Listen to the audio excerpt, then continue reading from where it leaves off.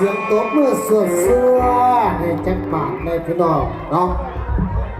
เอาอันนี้เป็นผลงานการแสดงจากน้องนักเรียนเสิร์ฟลูกขาขาวสาวสำเร็จจากเมืองคนพ่อเนาะ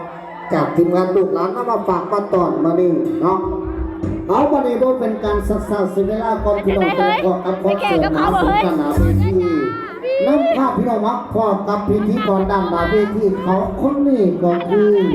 จากไอ้นุ่มเสียงหอมเปล่าสมปองพิจารณาของตบมือเสียงฝากพี่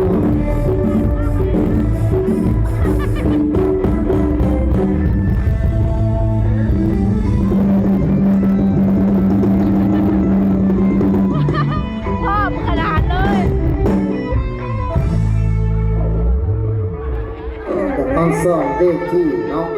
จะเป็นเมินไม่ไงจังวายังกะละบ้างย่านโลกเนาะเอาผู้ขาเบาสมปองไว้นุ่ม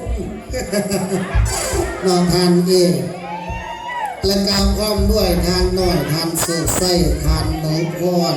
และการนั่งหน้าไล่เนาะอันนี้รวมกันเป็นเจ้าภาพในจัดงานบุญขึ้นเนาะและการนำเอาทีมงานมาฝากมาต่อพี่น้องบ้านเฮาเอาจนแก้งจังปางเด้อไงเด้อจังนำลางใครจากกันทักตะเว้นบกขึ้นในสิงงานเด้อ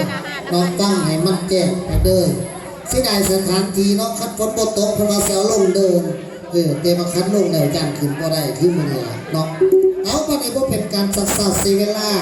เจ้าภาพมาเอาม่วนๆเด้อว่าซั่นเอาฝากให้เป็นลำเพิ่นจักก่อนนึงเนาะ